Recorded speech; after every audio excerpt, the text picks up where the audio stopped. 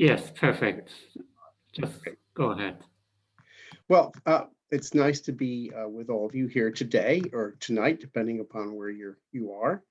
And it's a privilege to be able to talk to you about one of my favorite subjects, which is the history of scientific understanding of hurricanes. And I'll try to go through some of the major highlights of that.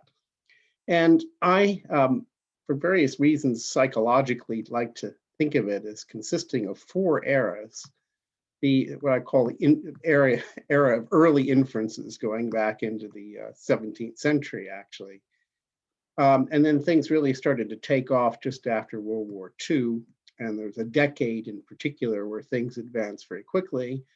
Then we had a kind of an interim era, the 1960s and 70s, and then I classify the modern era as beginning in the 1980s. And I'll try to tell you a little bit about the logic behind that division. I want to go back actually to pre-Columbian Caribbean region, where the various native tribes that inhabited the Caribbean all had words like Huracan and Unurakan, which denoted their god of evil. And it is the origins of the modern word hurricane. And of course, Western Europeans were largely unfamiliar with the idea that there could be such a thing as a hurricane until they started to explore the New World. What I find very interesting are images of this god that can be found on ancient vases. And I've shown you one at the lower left. Now you have this sort of spooky looking skull with these spiral arms coming out. And they are twisted in the same sense as spiral arms in real hurricanes. Of course, they had no way of looking down from space at a hurricane. But nevertheless, they could have used various kinds of inferences, which I'll talk about in a minute, to deduce that hurricanes were rotating vortices. If they in fact deduced that, they would have been, at least to our best of our knowledge, the first to have done so. And this bears a striking resemblance to the symbols that meteorologists put on weather maps to denote the presence of a tropical cyclone. And of course, they didn't know about this god Unurakan or its image when they created that symbol. So this is a bit speculative, but maybe these ancient inhabitants understood that these were rotating vortices, but Western science didn't until this man came along, William Redfield, in 1821. He was a saddler, a fellow who made horse saddles. And he decided he was also a naturalist and very interested about things. And there was a hurricane that affected New England in 1821, and he decided to get on his horse and ride across the damage path. There's a portrait of William Redfield that you see on the lower left. He looked at the way trees fell down in the storm, and he rode all the way across southern New England and noted that the trees in western New England fell down toward the south, and eastern New England fell down toward the north, and said, aha, this is a rotating vortex. And he sort of carried on and looked at extratropical cyclones as well. And this is a map he made of a winter storm in New England that he deduced had passed up to the northeast. And if you look carefully, you see these arrows that denote his inference that winds were rotating counterclockwise around us. As far as we know, this is the very first recognition in Western science that hurricanes were rotating vortices. Now, not long after that, a few years later, came James Pollard Espy, who had developed from the recently developed first law of thermodynamics and the recognition that there's something called latent heat release, a theory of convection, which emphasized the importance of adiabatic expansion and cooling, condensation of water, and latent heat release. Now, it was published in 1841. Well, he gave talks as early as 1836, but it was published in 1841 in a book called The Philosophy of Storms. Now, he decided shortly thereafter to take on Redfield. He thought Redfield was wrong. His idea of the importance of latent heat release, his conception was that air had to be rushing inward into the low pressure system. So there was this rather unproductive but vigorous debate between Redfield and Espy, with Redfield insisting that winds went around and Espy insisting that they converged radially inward, with no recognition that maybe the truth lay somewhere in between. There was no real desire to compromise there. And so here is a sketch from one of Espy's papers of the flow in a thunderstorm. This is not a tropical cyclone. It actually looks a bit like a tornado, but it's really meant to be a thunderstorm. And he's depicting cloud here and rain falling down. And he was perhaps among the very first to recognize that you could create a downdraft, shown by these arrows here, by re-evaporating rain. But he also, I think in this case, correctly deduced that this kind of cloud was driven by latent heat release when air rose and water vapor started to condense. And that was the basis of his philosophy of storms. Now, this British scientist, or actually naturalist and politician, William Reid, picked up some of the work of Redfield. He was the governor of Bermuda from 1839 to 1846, but before that, he was stationed in Barbados and observed hurricanes there and went through ship's logs. And they sort of confirmed Redfield's idea that these were rotating storms. And he wrote a treatise called The Law of Storms in 1838 as a practical guide to mariners. They could look for signs of approaching hurricanes. And he made some really remarkable inferences. This is a diagram from his book, which I have a first edition of, which I'm very proud of the pattern of swells raised by a tropical cyclone in the northern hemisphere, centered at the center of this diagram. So this was something mariners could look at. And they said, well, if the swells have this orientation, then maybe the storm is over here. So they're all sort of practical, but it turns out qualitatively correct depictions of the sea state that accompany a typical tropical cyclone. Not much later than that was another British person, Henry Piddington, whose sketch you see at the lower left. He was a British sea captain in the India and China trade. And he also went through ship's logs and talked to mariners and noticed there was a calm at the center of the storm and that the winds rotated around that. And he coined the term cyclone. He's the man who's most famous in that way for having coined this term. It comes from a word that means coil of a snake. And so that was published in 1848 and really caught on. In 1844, he published his own guide to mariners called the Horn Book for the Law of Storms in the Indian and China Seas. And it was, again, practical advice. So this appeared in that Horn Book. And this is called the storm card, and mariners could use that. So here's the center of the vortex. And here's his inference about the directions of winds at various quadrants of the storm. And notice that he was the first, I think, to recognize that the actual flow near the surface was a compromise between what Redfield was arguing and what Espy was arguing. Yes, they went around, but they also went in. And that's important because mariners could look at this chart and decide what course to set sail to avoid the storm. And so with Piddington's work, the incidence of ships being lost at sea in hurricanes went down rather dramatically. The unfortunate side effect of that is we stopped getting observations from the chords of tropical cyclones. Now, over on the western side of in the Western Hemisphere, this remarkable man, Benito Viñas, who was Spanish, but emigrated to Cuba and became head of the famous observatory in Berlin in 1870, and immediately set to work establishing a set network of observations in the Caribbean for the purpose of observing, and later when telegraph came along, forecasting hurricanes. So he was the first to recognize the importance, just by his own observations, of upper level winds in steering hurricanes. And he published practical hints in regard to West Indian hurricanes in 1885. He was the first, and his collaborators were the first to try to actually forecast hurricanes later on, and were quite successful on it, so successful that they unfortunately excited the jealousy of the US Weather Bureau, who tried to cut them off. It's a very famous and nasty political fight that should never have occurred. Okay, so now we're going to jump forward quite a bit into World War II and the years just after that.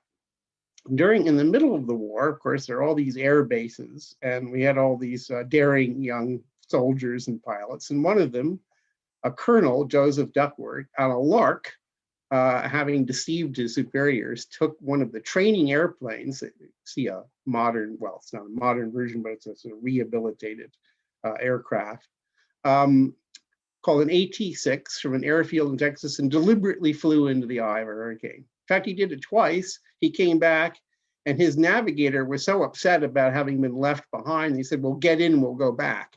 And they did. And then very shortly after that, people realized that maybe you could fly airplanes in hurricanes. And it didn't take long for hurricane reconnaissance to become routine in both the North Atlantic and the Western North Pacific, although the aircraft reconnaissance in the Pacific stopped in 1987. And then, of course, radar was developed during the war. And what you're seeing here is what was believed to be the second only radar image captured in film. And it's of a typhoon in the Western Pacific. And the radar was on a ship as part of Admiral Halsey's third fleet in the Western Pacific, while it was east of the Philippines. One of the things that's remarkable and sad about this is that the radar operator, and they did have a meteorologist that were looking at this, didn't actually know what they were looking at. They said, that's weird. Have you ever seen anything that looked like that? And if they had known what they were looking at, they might have successfully steered the fleet away from the storm. As it was, the storm got him and sunk quite a few ships and killed 640 some odd sailors. So they weren't able to. What I think is fascinating about this is they were trapped between the old school of the sailor's horn book, which gave them advice, and the new school, which thought, well, a modern steel ship can go through a hurricane, and we've got all these devices. If they had followed Piddington's rules and William Reed's rules, they would have avoided that storm. Now, of course, another thing that happened during the war was the widespread deployment of radiosondes to make upper air measurements for all kinds of reasons, including forecasts and detection of winds that aircraft would have to possibly fight in trying to get from A to B. And Eric Palmain, who's a Scandinavian scientist, published this cross-section of temperature through a hurricane, showing for the first time the hot eye, the idea that there was an eye wall, and he did this on the basis of a single radiosonde ascent that happened to go right up through the eye of a storm in 1944. And just by using the thermal wind equation and other things that were by then known, he sort of made all these inferences from one radiosonde. Pretty remarkable, huh? Now, after the war, two German scientists, Herb Riehl, who emigrated to the United States during the war, and Ernst Kleinschmidt, who stayed in Germany, were the first to really understand what powered hurricanes. And Riehl said, look, latent heat is not, contrary to SB, a source of kinetic energy. It's an internal conversion. And this is a point that was made now, 71 years ago, and it's still not really understood by most meteorologists today, to my everlasting regret. You still hear people talking about latent heat powering things. Well, outside of a cumulus cloud, it doesn't power anything. And we can get back to that point. So he emphasized that what was really going on was the flow of heat from the ocean to the atmosphere when water evaporates. And that's the energy source. And he illustrated that with a tephogram. And the important part of the tephogram is down here in the lower right, where the two things are going on. You have isothermal expansion of air flowing in at the surface to lower pressure, which adds heat to the air, and then big moistening, which means that when the air starts to rise, it shifts over to a moist adiabat much faster, okay? And so you go up at the eye. This is why the eye wall of the hurricane is so much warmer than the environment, okay? There isn't very much CAPE. In fact, I would argue essentially zero in the tropical atmosphere if it's calculated properly. This arises from heat transfer from the ocean. That's what powered it. Kleinschmidt thought that was obvious in his own paper. written in the German language in 1951. I'm in the middle of making a new translation of that paper, by the way, with a German colleague. And he said, and this is the English translation, the heat removed from the sea by the storm is the basic energy source of the typhoon. And he even came up with an equation for the wind speed at the surface squared, 2 times the energy you get is the area in this tetragram, times this function of Q, where Q is the fraction of angular momentum lost in transit to the eye wall. He didn't develop a way of calculating what that fraction ought to be, but that was his equation. And then back as late as 1960, Herriel and Joanne Malkus, who worked together quite a bit, both of these characters, by the way, I want to say inside, have a really fascinating history. Like Riel was a Hollywood script writer for a while. Imagine that, somebody who came over from Germany and going to work writing film scripts in Hollywood and then going into science. Joanne Malkus, who was the first woman to get a doctorate in the United States in our field, and they worked together very well. And they recognized that hurricanes are powered, and they actually got quite far along. They started with an empirical relationship from observations of hurricanes, that as you went in, the pressure fell and the equivalent potential temperature, or measure of the moist entropy of the air, goes up. And this is just an empirical fit between those two. And they started with that. Then they developed an equation for the change of theta E along a streamline in the boundary layer. So V is the wind speed along that streamline. This is what we call an aerodynamic flux formula with this coefficient, non-dimensional coefficient. This is the theta E of air saturated at sea surface temperature, and this is the depth of the boundary layer. And they also they combined these two equations basically to write this in terms of the fall of pressure along the streamline. They also separately looked at the kinetic energy budget of air in the boundary layer and said that the work done against friction, which is the right-hand side, this is dissipation of kinetic energy, this is a drag coefficient, and then this is the pressure work, the fall of pressure along the streamline. What they didn't do, remarkably, they got precariously close. If they just substituted this one into that one, they would have derived a version of the modern understanding of sort of bound on kinetic energy in the tropical cyclone, which relates V squared directly to this thermodynamic disequilibrium between the ocean and the atmosphere. We'll come back to this equation. But they didn't do that. I did it just now to illustrate. They got very, very close to this sort of relationship. Other notable contributions in this era to tropical cyclone research was by Carl Gustav Rossby, who developed the concept of beta drift. That is, he worked out that closed isopleths of vorticity on a sphere should drift westward and poleward, something that we recognize as a valid conclusion today. Tor Bergeron, another Scandinavian scientist, Norwegian scientist in 1954, did something that disappeared from science and has only come back in the last few decades, that as you start to clump thunderstorms in the tropics, the cold downdrafts, which SB already had recognized as a feature of thunderstorm, should actually make the boundary layer cold and give you a cold core cyclone, that is, light winds at the surface, a cyclone aloft.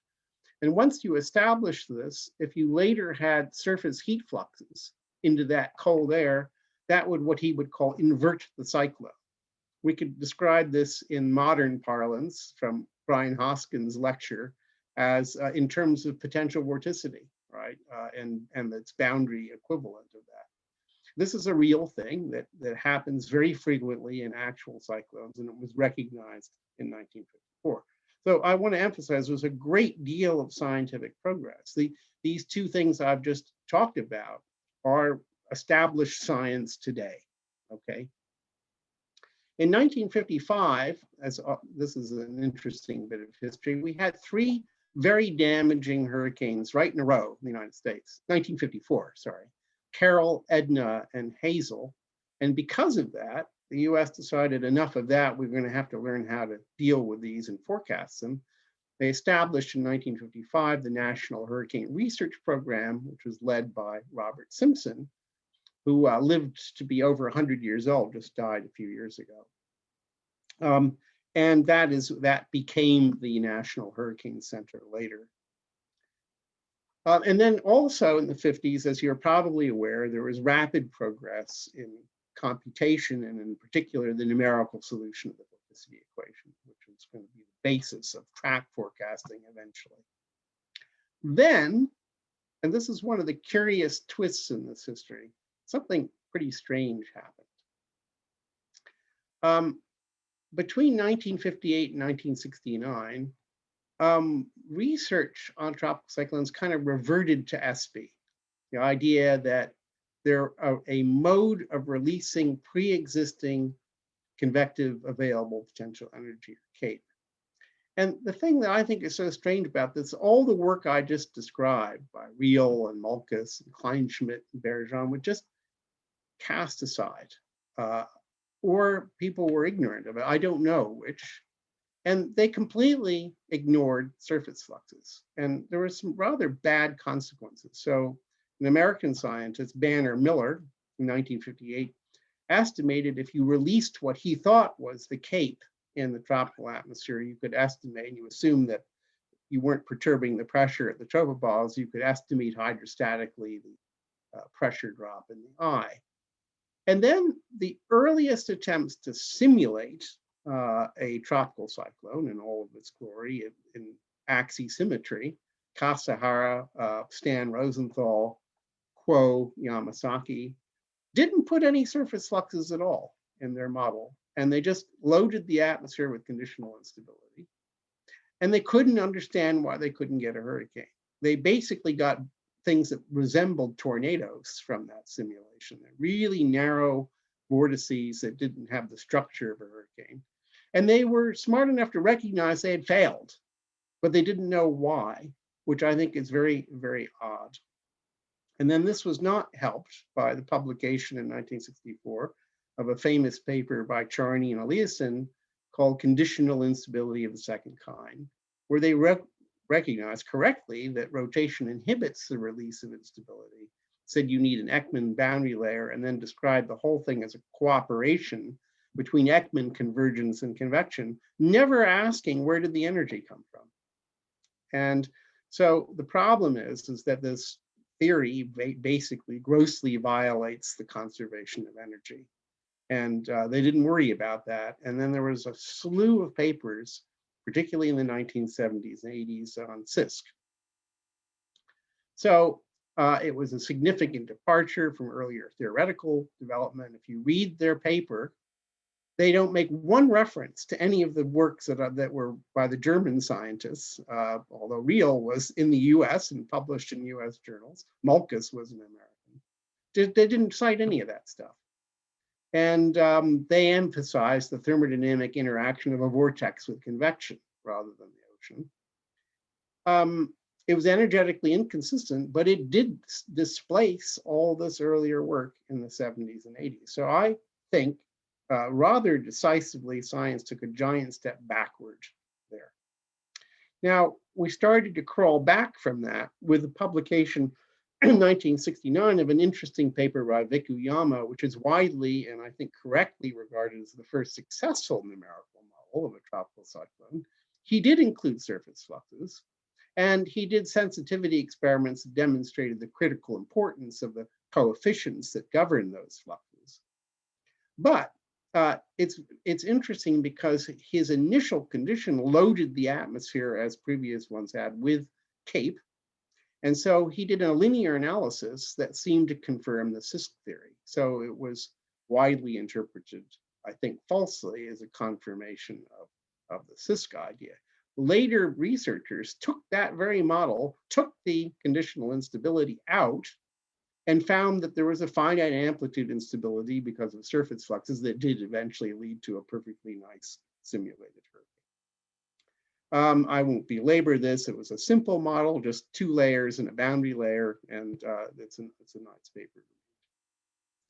During the 1960s and 70s, while we were regressing, I would say, in many ways theoretically, we were advancing very rapidly technologically. So here's the first known photograph of a hurricane from space, 1961. We advanced in airborne reconnaissance. We started using, this is a constellation that was used in 1964. If you stare at this photograph, you'll notice that the tip of the wing has been broken off this aircraft by flying into a hurricane. There were accidents.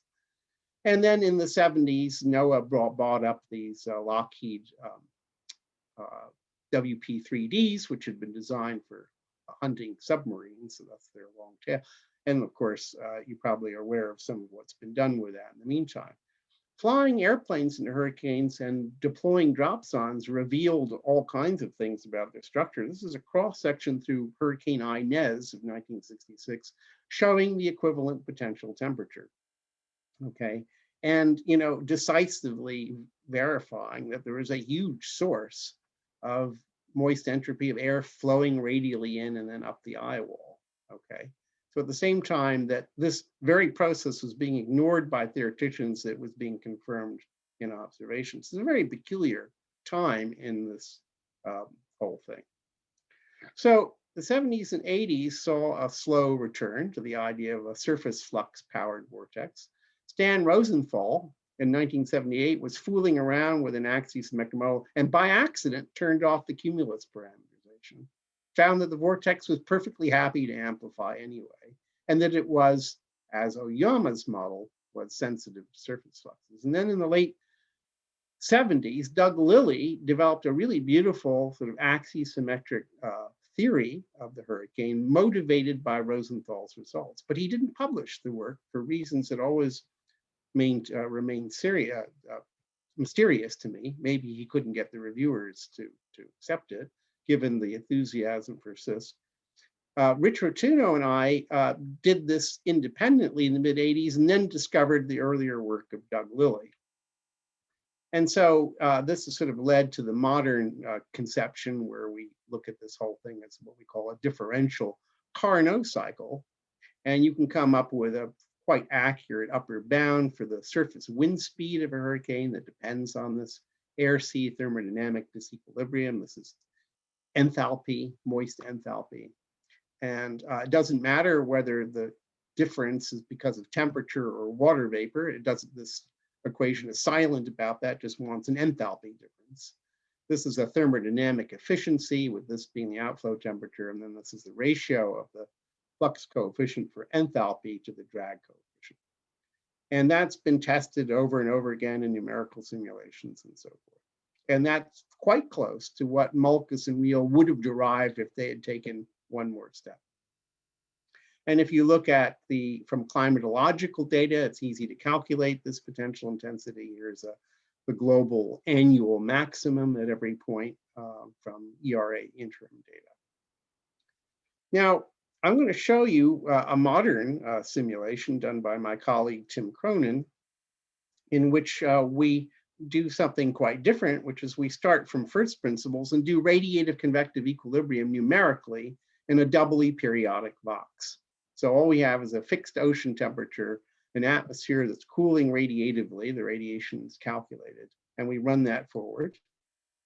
And let's see if I can do that. And I just want you to watch this. You're looking at the 850 millibar wind speed. And you first get all these small vortices, and they dance around and they merge, and you're left with just, these are doubly periodic. So when one goes in one side, it comes out the other.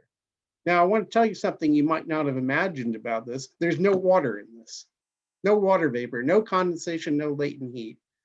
The RCE state is a dry adiabatic RC. So that is the dry convection establishes a dry adiabatic lapse rate through the whole troposphere.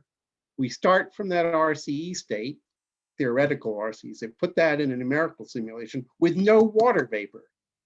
All right, so this is being driven purely by sensible fluxes from the surface. So if anything would give a final nail in the casket of the idea that hurricanes are driven by latent heat release, a statement akin to the statement that elevators, or what you call lifts, are driven by counterweights going down, then this would be it. It's still true on the other hand, if you open up an undergraduate, particularly an undergraduate textbook, they will tell you that hurricanes are driven by latent heat release. Wrong, okay? That is just decisively wrong idea.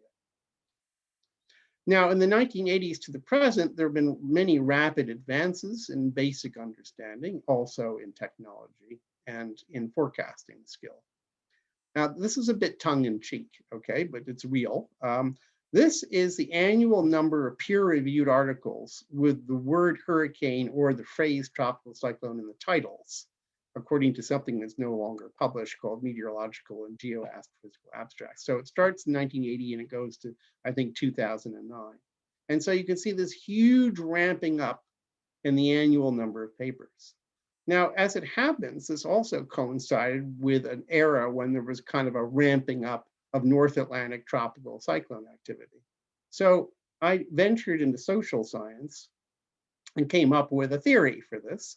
It's a theory for the time rate of change of the annual peer-reviewed publications, PRP. And this is the equation, and this is the number of North Atlantic tropical cyclones in a given year, -6. You actually have to take the maximum between that and 0. And then this is a kind of a decay term with a time scale of 6 years. So this is interest stimulation. This is scientist attention span. So we're going to feed that with the observed number of Atlantic tropical cyclones. That's the red curve, voila, okay? So you can make of that what you will. So let me now go back to something serious and talk about what I consider to be the basic research highlights of this modern era that began sort of in the 1980s.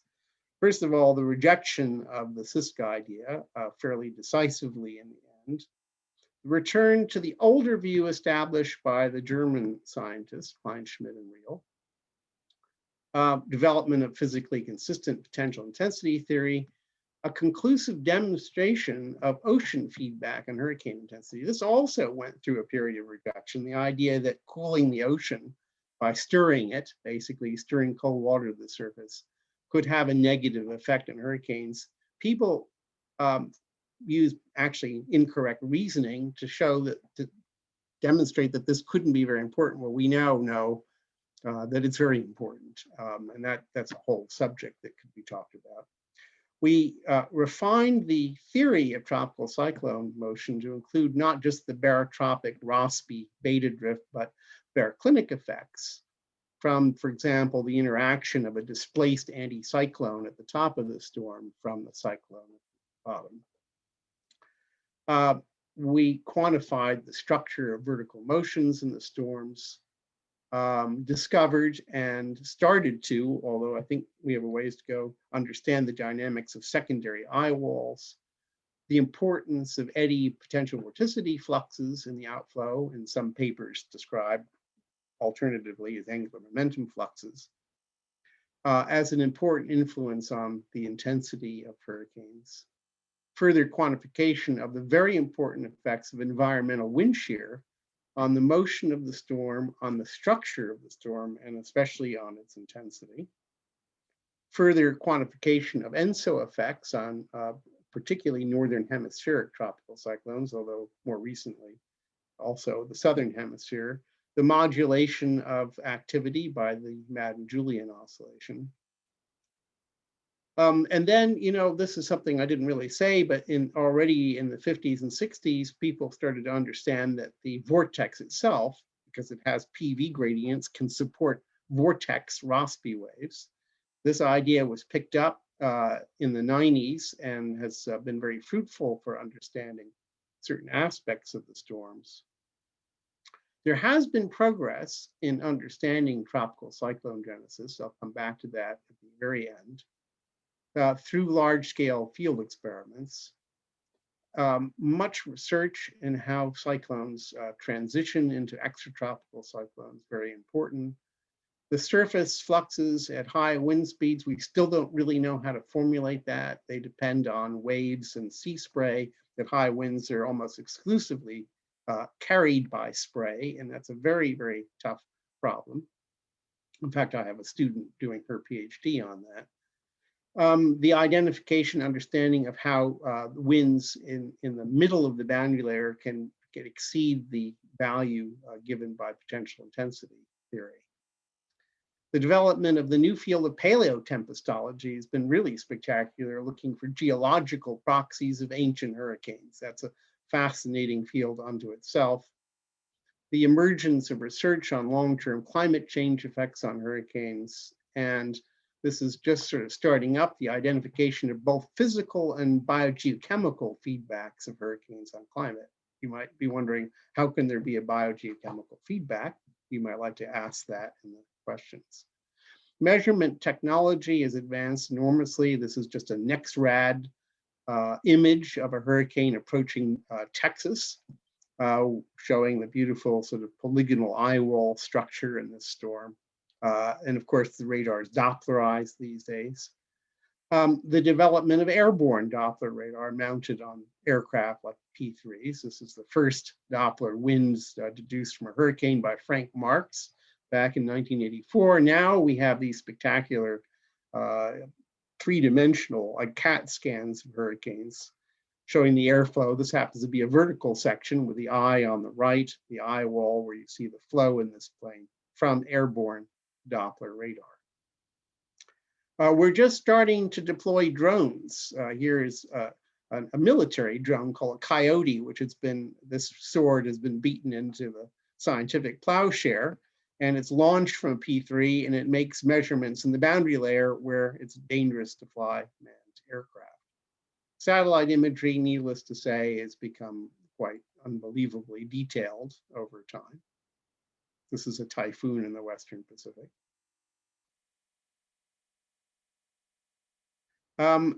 This is a Southern Hemisphere image, infrared image by a relatively new Japanese satellite.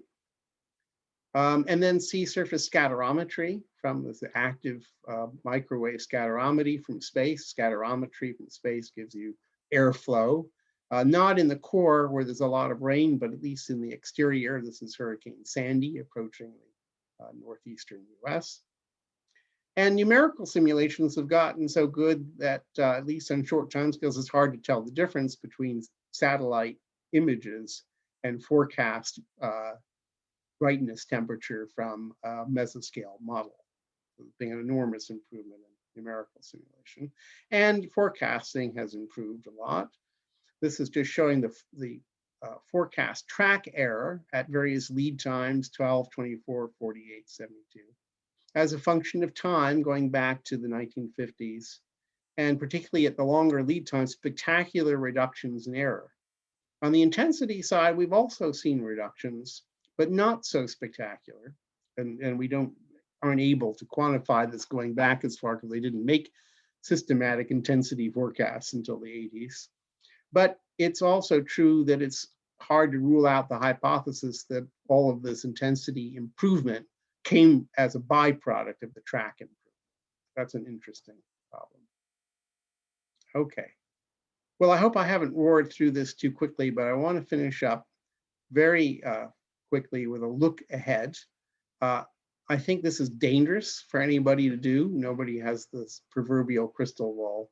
But there are things that are going on now, which I think will prove quite fruitful. First is in the technological side. I think what we're going to see, not just in the field of tropical cyclones, but many other applications for research, is a return of observations into the hands of scientists. That is a little bit of backtracking from space. It's not that we will give up space observations, but they're very, very expensive to make. And the advent of drones and of solar PV means that you can now build, as we are in the middle of doing, something like, well, you're seeing just the wing of this UAV powered by solar PV, which coats all the surfaces, and flying in the lower stratosphere, where there's guaranteed 12 hours of sunlight, at least at certain times of the year. And so you can just leave it up there, but unlike a satellite, you can tell it where to go. And you can mount something like this dual scanning X-band Doppler radar on it. the technology to miniaturize this came as a big push to create self-driving automobiles, which have Doppler radar in them, actually. Some of them do anyway. And so we take that, and it's very light, and put that on an aircraft like this. And we then can do things like track hurricanes through their lifetime very inexpensively and much more effectively than a satellite can. I think you're going to see a big explosion in the use of specially designed drones for meteorological research and practical things like forecasting. The forecasting of hurricanes itself, and this is a scientific as well as a technical problem, I think is going to undergo a big shift in how we go about doing it, particularly the quantity. So right now, everybody is in this world where the whole game is to forecast the track and the intensity, as though the two were independent quantities, which of course they are not. And neither the track nor the intensity is something that the average person wants to know, I would argue, unless maybe you're a captain of a ship at sea. What they want to know is the probability of conditions where they are, okay? And you can do that, you can do probabilistic point-wise forecasts if you can create a large enough ensemble. Now, as you're probably aware, the biggest operational ensemble globally is the European Center 51-member ensemble. And what we've been doing is, and this is a long story, but bootstrapping that in real time up to 1,000 members, and we could easily go to several thousand members. So what you're seeing here is it's a little bit hard to decipher this, but you have the raw ECMWF ensemble tracks, and then you have in the shading here probabilities that have been deduced from this 1,000-member bootstrapped ensemble. So that gives you within this envelope at every point in space at every lead time a probability of encountering hurricane conditions. Of course, this is what you really want to know is something like the wind speed. So you can turn that into, for every lead time, a PDF of wind speed at every point. And then that becomes what you forecast. And very importantly, it becomes how you evaluate after the fact the statistical skill of the forecast. So you stop verifying on whether you got the track right and the intensity right. For one thing, if you get the track wrong, you're going to get the intensity wrong, even if you have a physically perfect model. And you verify on the quantity that people actually want to know. Did the wind blow? Can you do you do a probabilistic verification, not a deterministic verification on point-wise probabilities. That's where I think that field is headed. And finally, there are many ways one could imagine research changing. But this is, I think, one of the most exciting. I think everybody in my field considers the genesis problem really to have yet to be decisively cracked. We don't really understand how hurricanes get going. Here is a set of idealized, again, radiative convective equilibrium simulations, but with a model with full physics. This is just a 5-member ensemble showing you the wind speed over time in the ensemble. And the ensembles are exactly the same, except that they've been initialized with slightly different configurations of noise. So there's no tampering with physics. But they take off at completely different times, showing you that the predictability of the timing of genesis, the fundamental predictability may be, in fact, very low. It's important to know. And then down at the bottom, you see an analysis of why it's happening in the first place, which is very interesting. This is work done by Alison Wing and Brian Tang, and published quite recently, showing individual terms in the budget of the variance of the vertically integrated moist-static energy. Now, the budget equations have no convection in them because the enthalpy source from convection is 0 when you integrate vertically. This is all about the true drivers of the process, which are radiation and surface fluxes. And this just shows the various contributions of long wave and short wave radiation, with the shading giving the sort of 5-member ensemble scattered that. And then the surface fluxes. And the picture you paint is that the early stages of genesis, up to the time it gets to hurricane intensity, are in fact dominated by cloud radiation interactions, just like self-aggregation of convection, and we now think the Madden-Julian oscillation are cloud radiation driven. But after it starts to reach maturity, we go back to the old picture of surface fluxes kind of taking over and driving it. So I think we're close to finally cracking that. So let me quickly summarize. I would say that, first of all, and this is a obviously subjective statement, the history of scientific understanding of tropical cyclones is actually very rich and very interesting. We made big strides in the 1950s, but we took a big step backward, I would argue, at least in terms of understanding the basic physics of hurricanes in the 60s and 70s. With a strange unwillingness of researchers of that era to acknowledge the progress made in the 50s. Maybe they didn't know about it. I don't know what the story was there. Then we accelerated, we got sort of back on track in the 80s and 90s, and there's been a lot of progress since then in basic understanding, as well as practical things like the ability to measure storms and to forecast them. And the basic understanding of such issues as secondary eye walls, spiral rain bands, control and predictability of hurricane intensity and genesis still remain as challenges for the future. I'll leave it at that. Thank you very much. Okay, thank you very much, Kay, for this very interesting talk. Okay, the audience, if you have any questions, then please put them into the chat and then I will read them out then, and Kerry can then answer them. Maybe I ask the first question. You mentioned something about biological feedbacks. Yes. Can you say a little bit more about this? Sure. What we observe when a hurricane has traversed a patch of ocean is that there's violent stirring of the upper ocean and it brings cold water from below the seasonal thermocline to the surface. So the first thing you see is a big cold wake. But the cold wake is also quite rich in nutrients for the same reason you brought it from deeper in the ocean.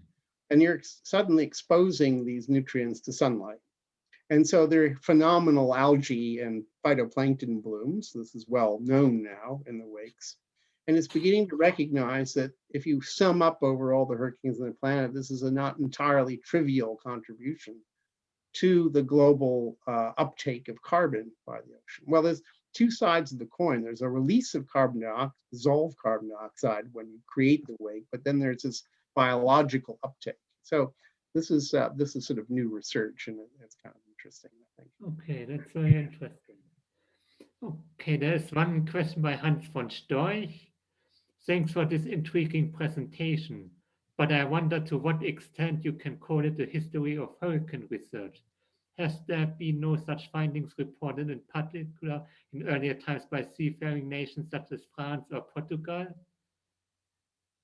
Well, that's an interesting question. And look, I hope you recognize professional historian. And I think most of the people who are giving talks in the series are probably not professional historians either. So I have consulted what sources are available to me, which are histories of the field that have been published in our profession. And so who knows what discoveries might have been made by ancient mariners and either not recorded or recorded and lost.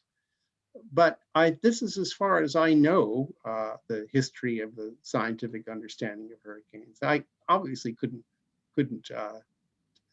cover the whole field. That would be ridiculous. But I think if you go back to the earlier work, it's really hard to find things that are earlier than that.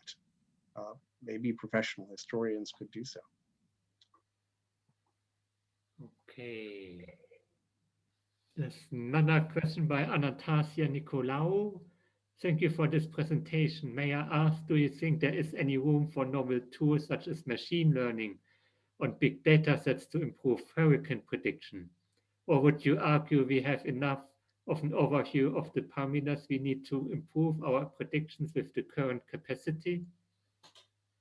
Oh, we never have enough. I mean, the hurricane forecasting is such a very, very important practical problem, particularly in places like the US, China, Japan have storms routinely. That,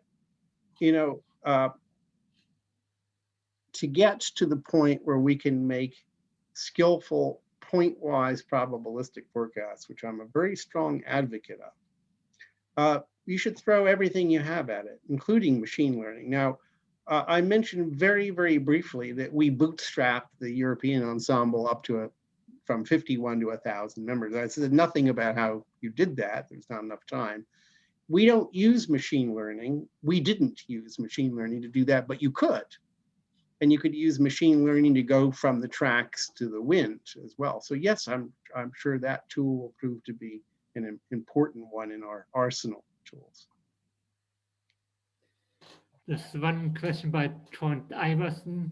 I was probably confused when you described the idealized numerical simulation. Did you mean to say that tropical cyclones equally well can develop over land surfaces? No, and that's a very excellent question. And the reason it doesn't develop over a land surface is not because the land surface is dry.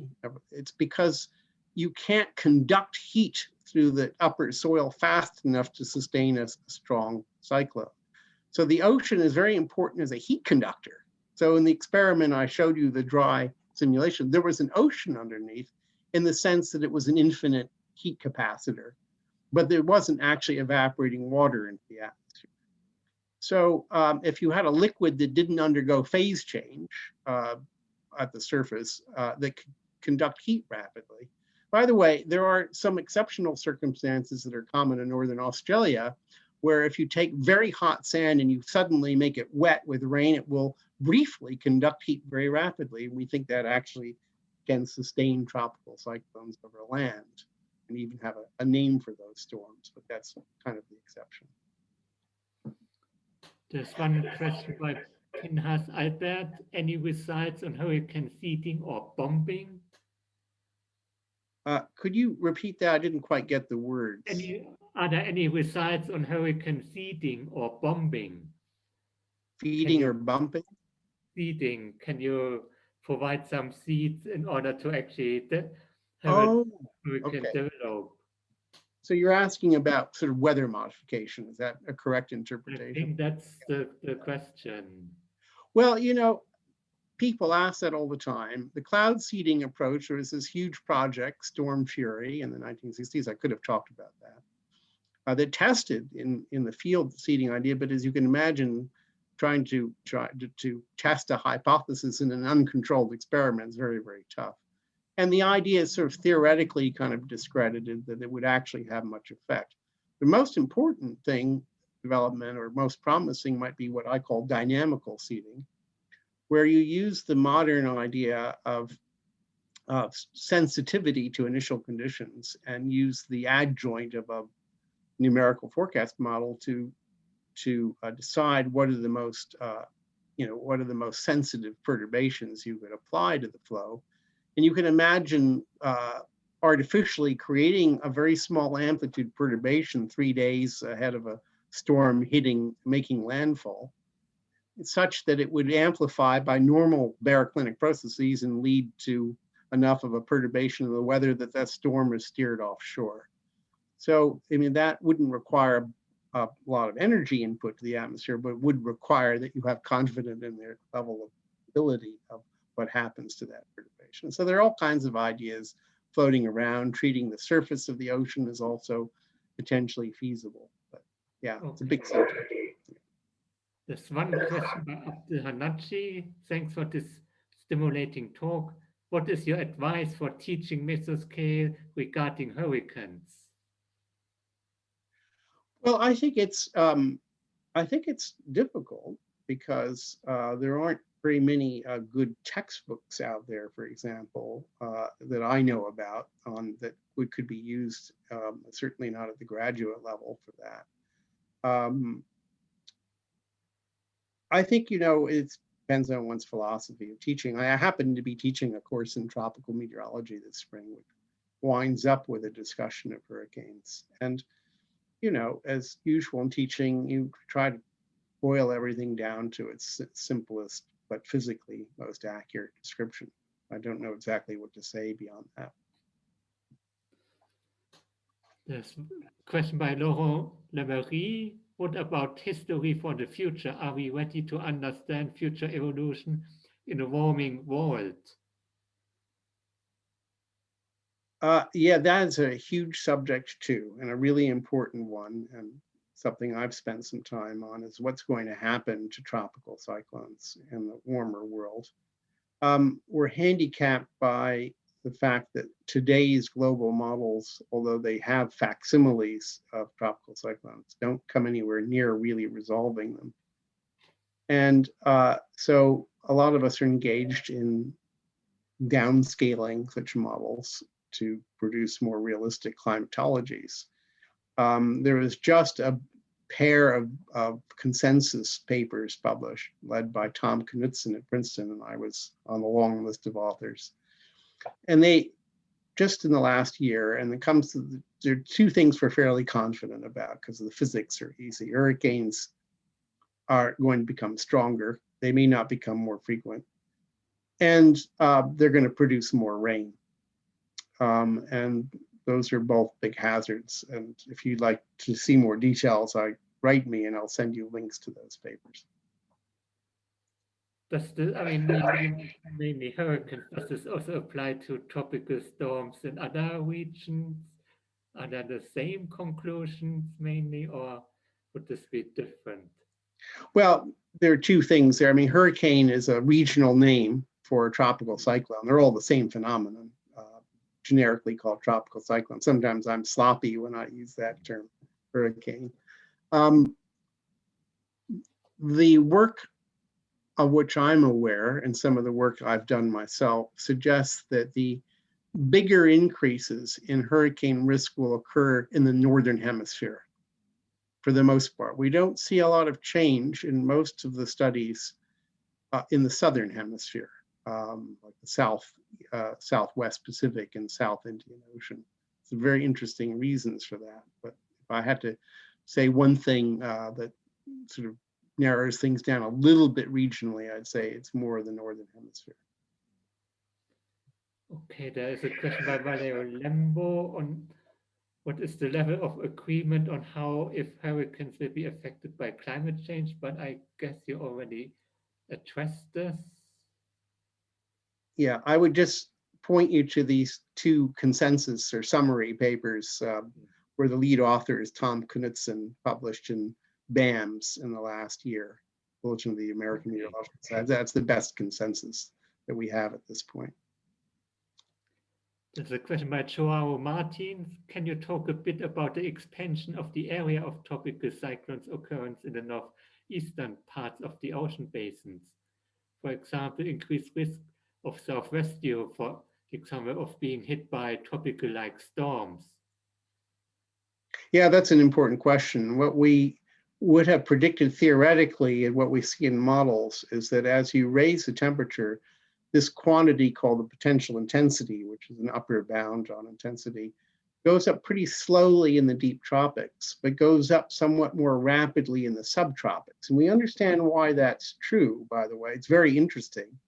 It has to do with the fact that if by putting greenhouse gases in the atmosphere, you can increase the surface temperature without limit, but the potential intensity actually comes to a finite limit, which is already close to being reached in the deep tropics, but not in the subtropics.